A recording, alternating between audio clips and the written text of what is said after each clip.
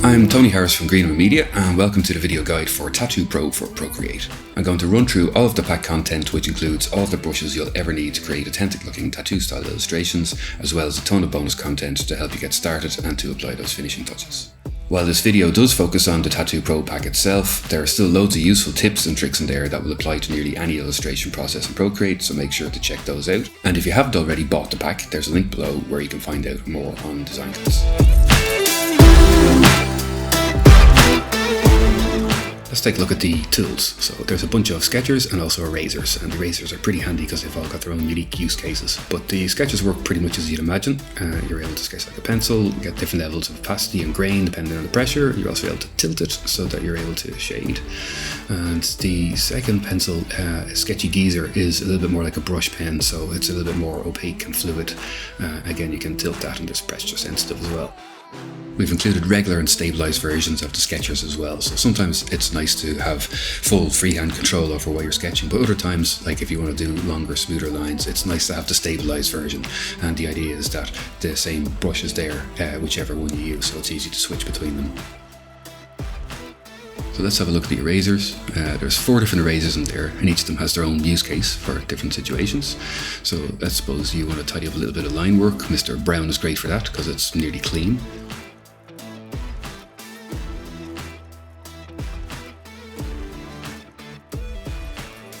So let's suppose you want to clean up some stipple or some dot work. We can just use the clean eraser, but often that's not the best way to do it because the edge wouldn't be such a clean line on it.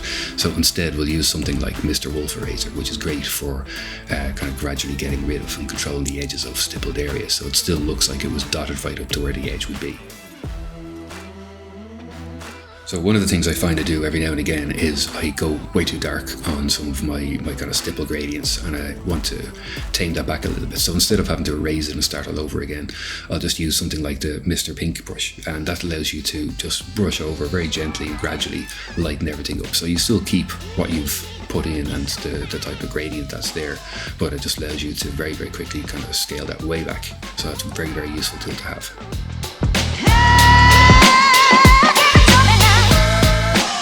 So let's have a look at the liners.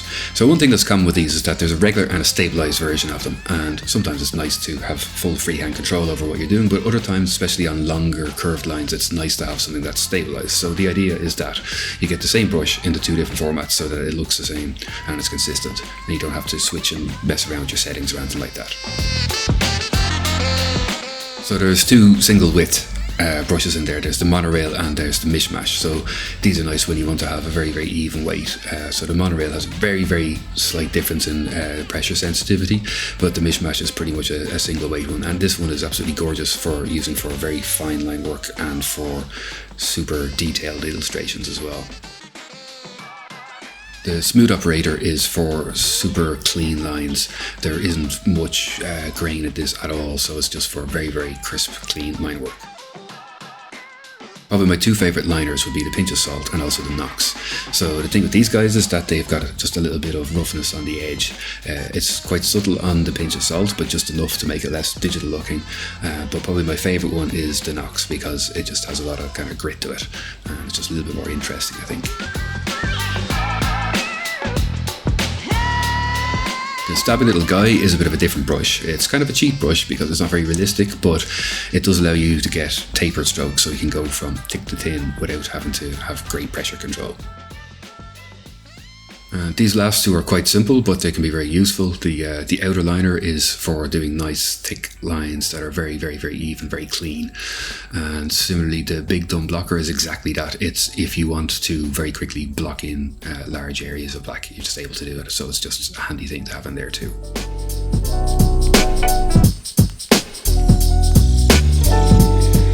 Whips and dots. So I think most of these are fairly self-explanatory, but it's worth pointing out the whip and knocks. So this is a whip shader. So it emulates dragging the needle across the skin to go from a solid line to a more dotted line. So it gives you the effect of a gradient and color change. And this is really, really nice for putting in various details. The longer whip and knocks is very similar to it, but it maintains the solid line a lot longer before it starts to break up. So again, it can be much nicer to use these instead of just a basic simple line. So the dots have a few different variations of them. Drunk dots is not very even, could be nice for a random appearance. The spaced dots is nice, I think, for adding some finishing off detail and to put accents on other lines that have been drawn in there as well. So there's a load of different ways that you can use these, so see what works best for you. Double dotty liner and method dots. These can be very useful in some cases. If you ever want to draw a line that's not just a solid continuous line, but that looks like it's made out of dot work and it's all hand done, this could be a very quick way of doing that. The streaky bacon brush is possibly not one that you use every day, but it's still a useful tool to have in the box. It's deliberately imperfect, so it's meant to emulate the process of repeatedly dragging the needle across the skin, so it can be useful in some situations.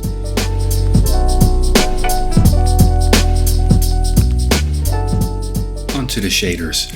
So I've included 4 different shaders in here, and I like to kind of use these as either as a primer coat before I put any more stipples or grains on top of it, or just even as a wash, as something almost like spit shading, colouring, stuff like that. So they all have different textures and grains to them, and slightly different build-up speeds and different depths to them. So it's just a case of experiment with them all, see which ones work for exactly what you're trying to achieve. The Ghost Lines shader is a little bit different to the others in that it's the most imperfect. The idea of this one is to emulate the process of dragging the needle across the skin so you get imperfect lines. So I've opened up my koi fish to show how quick and easy it is to use these shaders to add colour. Again, I'm using my clipping mask technique to stay inside the lines, so that's covered later on the video guide. I'm just going to open up my colour and just drag it down so it's a little bit darker and go back over to give it a little bit more depth. I'm going to switch over to a different layer for my other colour, again using the clipping mask technique, and I'll just start to paint. Open up my colour palette, make it a little bit darker, and do another layer to give it more depth. Hopefully you can see how quick it is to apply colour shading using the brushes. So with the way I've got the layers set up, if I want to have a play around with the colours, I can just select the layer and go in and play around with the hue, saturation, brightness, change the hue around, maybe find something I like a little bit better. Very easy to do.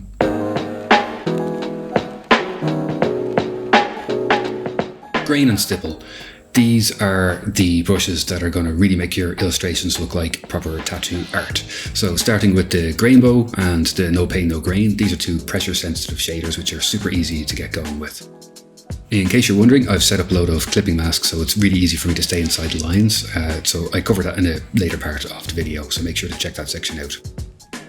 So let's start shading. So with these brushes, it's very, very easy to get a nice light or dark shading. It's lovely pressure sensitivity, so very easy to use, and it can usually be a very good place to kick off any of your shading with, to just lay everything down.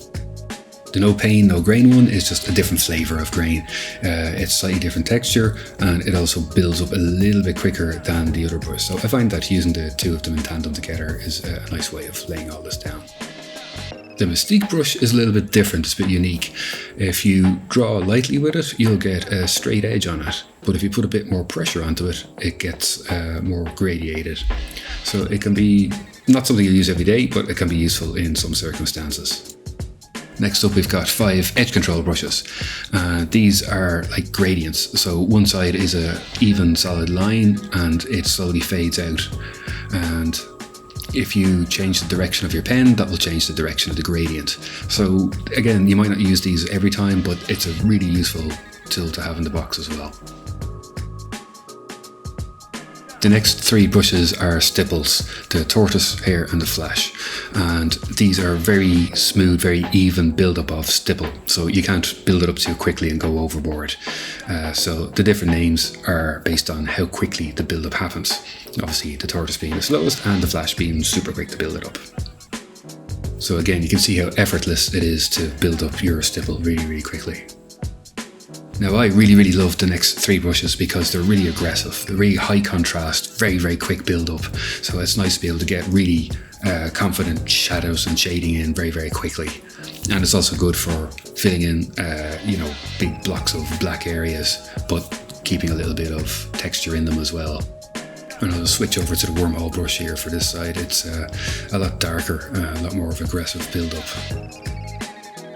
Finally, the Black Hole Sun has a crazy, crazy quick build-up, but it has lovely edges on it, so it's nice for really high contrast artwork. So the dotty pressure brushes, these are probably the ones that I would try first in most situations, because they're very versatile and pressure sensitive, and they work nicely in a lot of situations. So it's always a good place to start off with these guys. The different variations of them are just differences in grain size, so it just gives a little bit of a choice depending on the look that you want, and obviously the resolution of the canvas that you're working on too. So usually I kind of work on 3 or 4K square images, so one of those should work fine at any of the resolutions that you work at. So the last batch of brushes for the grains and stipples, they are very high contrast, very quick for the textures to come out in them, and it's a case of horses for courses. So it'll work great in some situations, and it's just a case of choosing which one works best and looks best and closest to how you want it to look for your artwork. So you can see that there's a bit of variation between them all, but so there's different patterns. Some of it are kind of proper dots, others are more speckled, that again, it mightn't be necessarily very authentic, but it's a nice tool to have, and can sometimes work nicely when it's blended in with some more authentic stipple. And last but not least is the noisy neighbour. So this is obviously a noise brush, and I'm addicted to adding noise to artwork, especially digital artwork, because I just think it takes away a little bit of that starkness to it. So it's very subtle, but it's one of those things that if you turn it off when it's there, it just, you can see that it's lost something. So I just like to add this as a kind of a layer on top of everything at the end, just to give it a little bit of coverage.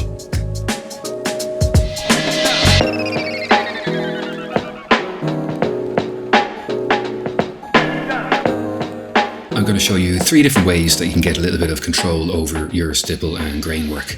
So the first method is to not really worry about it too much to start, and to just go for it. So I'm going to pick the dotty pressure large brush, and I'm just going to start shading. I'm not going to worry about keeping inside the lines or anything like that. I'm just going to put it all in there, and then I'll tidy it up afterwards. So now I've got the rough shading in, I'm going to take the Mr. Brown, the clean eraser, and I'm going to go around and tidy up everything outside the main lines.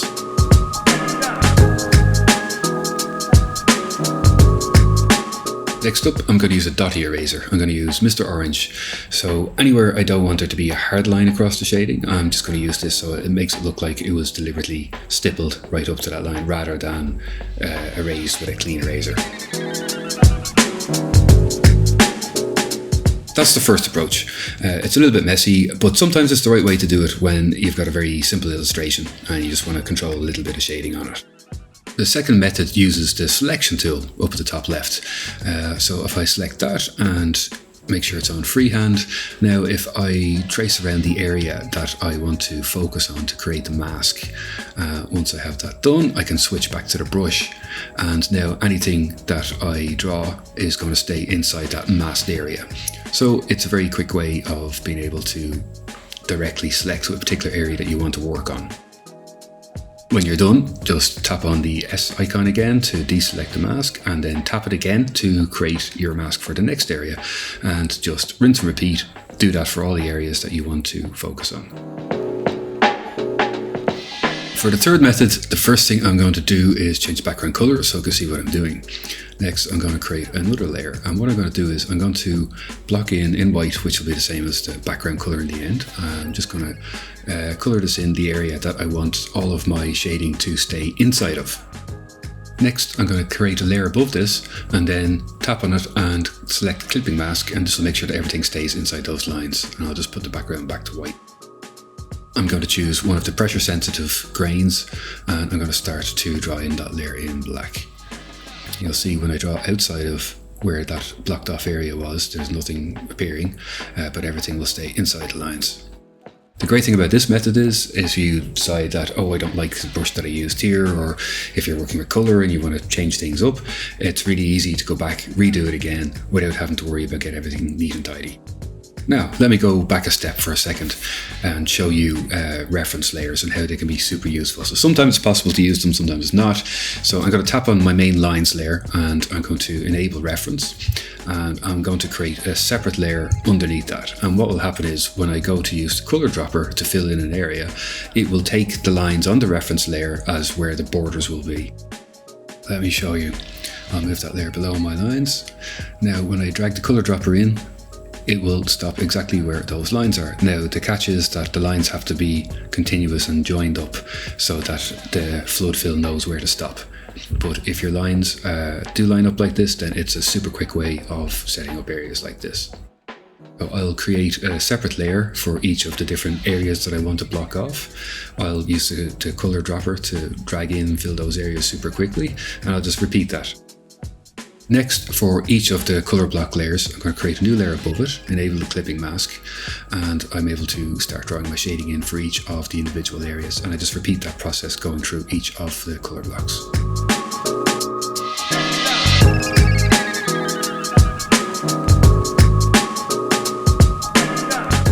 So there you go, 3 different ways of controlling your grain, stipple and dot shading.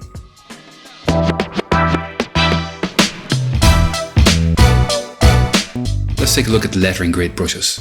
So there are 2 horizontal spacers and the rest are all different shape guidelines for you to follow along with your lettering. I usually start off by picking one of the horizontal spacers, picking a high contrast color, and then just stamping it on the page. So it's a little hard to see on the video as it's a very, very fine line, but you're able to just stamp it in and then resize it to fit whatever spacing that you want. So we'll move on to picking one of the shapes.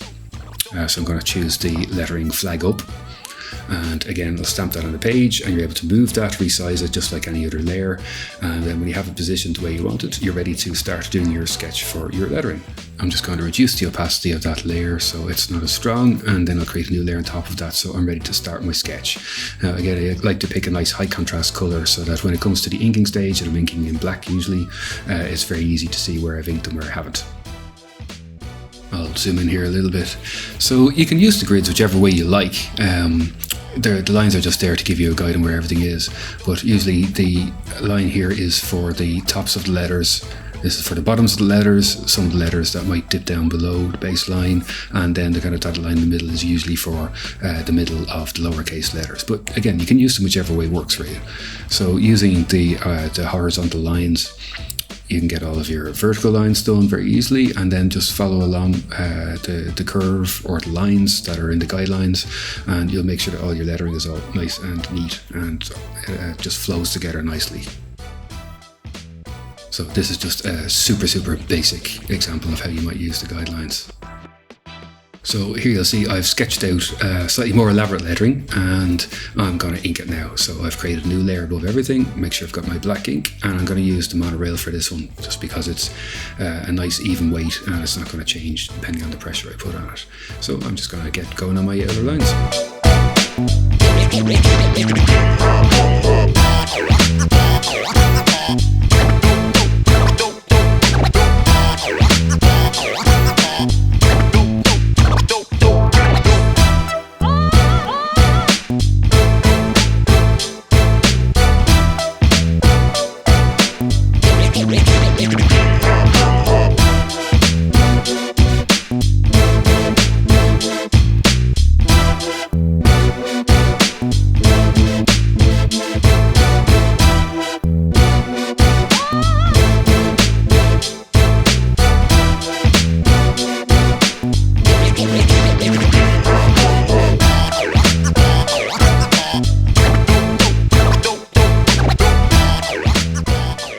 Okay, so I have all my outer lines done now, so I'm going to move on to doing the shading. So for this, I'm going to use the lines that I've just done as a reference layer, and I'm going to create another layer which I'll then block in with colours, which I'll then use to control where my stipple goes and all my grain goes. I'll cover this in a little bit more detail anyway in the shading control part of this video guide. Now that I've got my colour blocks done, I'm going to go and just change the colour of that back to white so it's not going to be visible against the background, create a new layer above it and a clipping mask from that, so everything that I shade now in black on top of that is going to stay nicely inside of the lines that I just blocked in. So I'm going to pick the dotty pressure large, and that's pretty much the only brush I'm going to use for all the internal shading on this now. And now that I've done this, I'm more or less happy with it, but I think I've overdone the darkness in some places. So this is where the different types of razors come into play. So I'm going to use the Mr. Orange brush just to ease things off a little bit. And I'm also going to use Mr. Pink for more grain control, just to lighten things up in a few different places, just to give it more of a shiny look.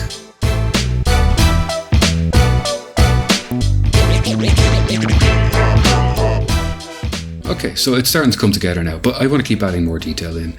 So I'm going to create another layer, and I'm going to go back to using a nice thin liner. I'm going to do another outline a little bit outside of the lining of the main layering.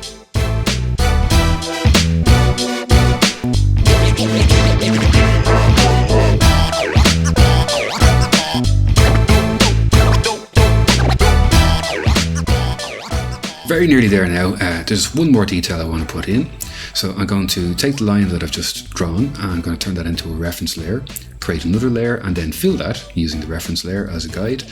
I'm going to change the color of that back to white, drop it down below everything else. And now, instead of filling that or putting anything on top of that, I'm going to create a new layer underneath it. And this is where I am going to switch back to black. I'm going to find a nice aggressive sort of stipple shader, and I am going to draw in a drop shadow. So I've picked a wormhole brush, so this should look really nice and very quick to do as well. Okay, I'm going to call that one done. So hopefully you can see how the brush lettering grids are very useful, and they will work for really basic lettering or more complex or script lettering. So use them whichever way works for you.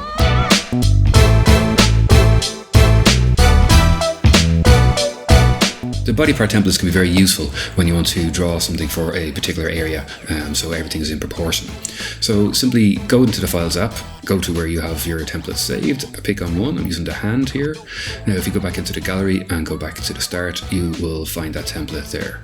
So within the layers, you're able to instantly start drawing on your artwork layer, or if you want to turn on or off the guide image or the guide lines, that's very simple to do as well, just by checking the layer on and off. And another handy tip is if you want to change the color of the guidelines, so tap on the layer, swipe left and unlock it first. And now if you go into the adjustments and choose hue, saturation, brightness, you can play around with the hue to get different colored lines, so that can be helpful as well.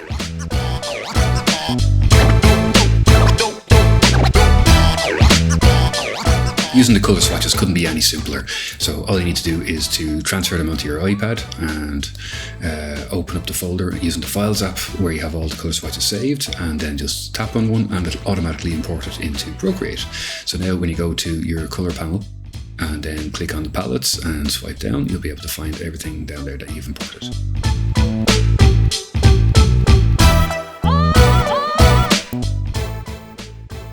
I'll show you how to quickly and easily use the Instagram frames for your artwork. First, I'm going to export my artwork by going to the Actions menu, Share, and then choose JPEG or PNG. And I'm just going to save image, so that'll save it to my photos. Next, using the Files app, I'm going to browse to where I have the two Instagram templates saved and use one of them, the 1:1 or the 9:16 ratio one. And I'm going to go back into my gallery, go up to where it has created the new file.